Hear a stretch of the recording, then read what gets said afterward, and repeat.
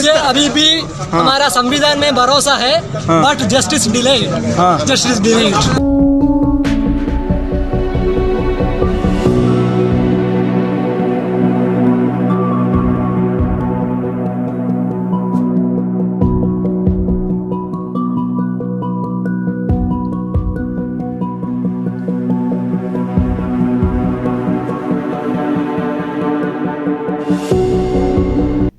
दोस्तों, खबर पर नजर में आपका फिर एक बार स्वागत है। आज हम सिद्दीक कप्पन के जमानत की चर्चा करेंगे।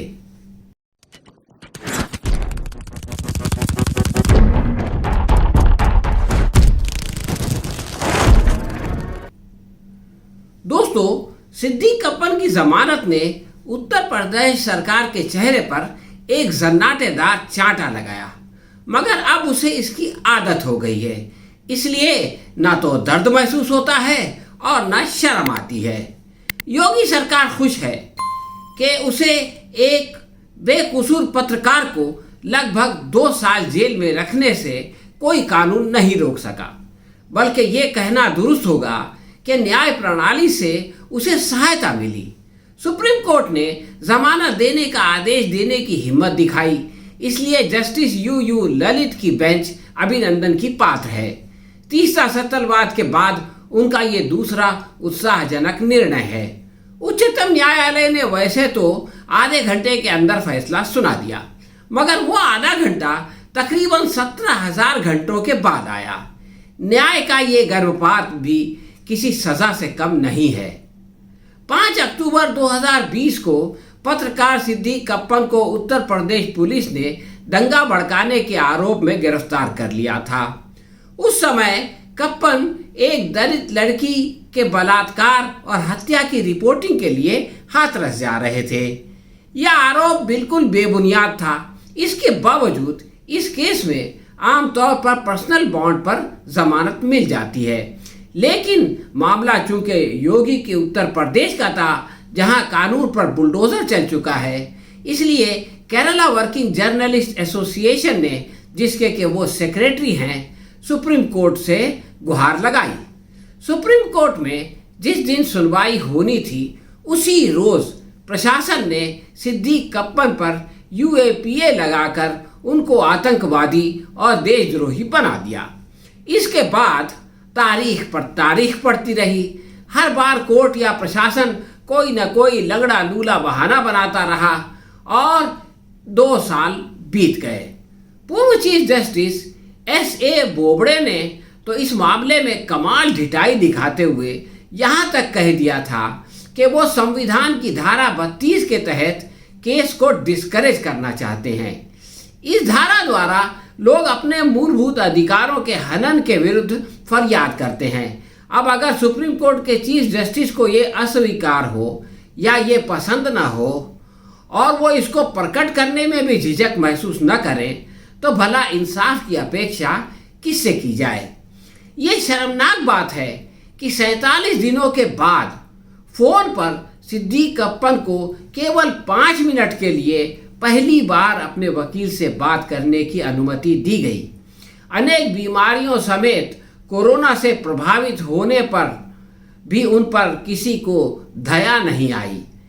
हिरासत के दौरान उनकी माता श्री बीमार हुई तो पेरोल से इनकार कर दिया गया और ये क्रूरता की इंतहा थी कि एक बेकसूर आरोपी को अपनी मां के अंतिम संस्कार में जाने की अनुमति भी नहीं दी गई। जस्टिस बोबड़े के बाद NV रमणा चीफ जस्टिस बनकर आए। उन्होंने बड़े प्रवचन दिए और बड़ी उम्मीदें जगाई। जाते जाते योगी आदित्यनाथ का मुकदमा भी खारिज करके गए, लेकिन सिद्दीक कप्पन पर कोई फैसला नहीं दे सके। उत्तर प्रदेश की निचली अदालत की क्या मजाल थी जो सिद्दीक कप्पन को इंसाफ देती। उसने अपेक्षा के अनुसार उनको जमानत नहीं दी। हाई कोर्ट में मामला पहुंचा तो जज साहब प्रशासन की 5,000 पन्नों की चार्जशीट को सुनने में अपना टाइम पास करते रहे। सिद्दीक कप्पन के वकील ने इस झूठ के पुलंदे में मौजूद आरोप के सबूत पेश करने का आग्रह किया, मगर हाई कोर्ट के जज टस से मस नहीं हुए। सुप्रीम कोर्ट में चीफ जस्टिस यू ललित की बेंच ने ये पूछा कि सिद्दीक़प्पन ये जाहिर करने की कोशिश कर रहे थे कि प्रभावित युवती को इंसाफ की ज़रूरत है, तो क्या ये कानून की नज़र में अपराध है, जबकि हर व्यक्ति को अपना विचार प्रकट करने का अधिकार है। इसके जवाब में यूपी सरकार की ओर से पेश होने वाले वकील महेश जेठमलानी ने एक नया आरोप लगा दिया। उन्होंने कहा कि 5 अक्टूबर को सिद्दीक़प्पन दंगा भड़काने के लिए हाथरस जा रहे थे। उत्तर प्रदेश सरकार ने दंगा भड़काने के षड्यंत्र का आरोप लगाया, परंतु सबूत के तौर पर हाथरस की लड़की के लिए इंसाफ का प्ले कार्ड पेश कर दिया। इस पर बेंच ने याद दिलाया कि 2011 में भी निर्भया के लिए इंडिया गेट पर प्रदर्शन हुआ था। कई बार परिवर्तन के लिए प्रदर्शन की आवश्यकता होती है।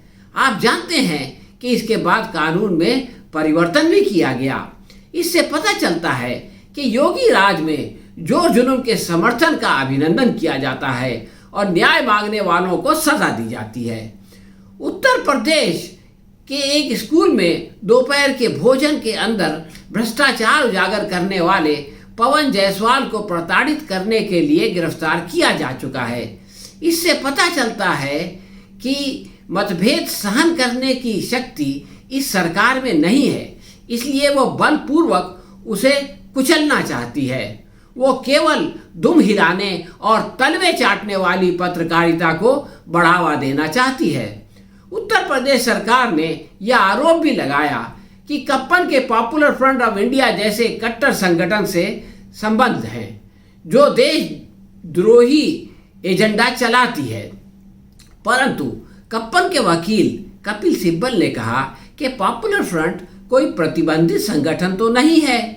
इस प्रकार यूपी सरकार के सारे आरोप ध्वस्त हो गए और सिद्दीक़प्पन की जमानत का रास्ता साफ हो गया। यह विडंबना है कि सुप्रीम कोर्ट ने जमानत तो दी, मगर यूएपीए जैसे कानून बनाने वाली संसद पर कोई मामूली टिप्पणी भी नहीं कर सकी, जिसने एक ऐसा अन्यायपूर्ण कानून बना दिया जिसमें प्रशासन को झूठा आरोप लगाने की खुली छूट है, मगर उसको गलत सिद्ध करने की जिम्मेदारी उल्टा आरोपी पर आ जाती है। ऐसा तो दुनिया में कहीं नहीं होता। 500 पन्नों का आरोप पत्र दाखिल करके अदालत को भटकाने का प्रयत्न करने वाले प्रशासन को डांट तक नहीं पिलाई। उसकी जबान से उन निचली अदालतों के बारे में भी एक शब्द नहीं निकला जिन्होंने संविधान के बजाय सत्ता से डरकर या उसको प्रसन्न करने के लिए न्याय व्यवस्था का खून कर दिया था। फिर भी हम सुप्रीम कोर्ट का अभिनंदन करते हैं कि कम से कम उसने अपनी लाज रख ली। हाँ तो दोस्तों, ये थी हमारी आज की समीक्षा। आपको कैसी लगी हमें कमेंट बॉक्स में लिखकर बताएं। अगर पसंद आई हो तो इसे लाइक या शेयर करें। हम बहुत जल्द किसी और विषय के साथ आपकी सेवा में फिर उपस्थित होंगे। तब तक के लिए आज्ञा दीजिए। धन्यवाद।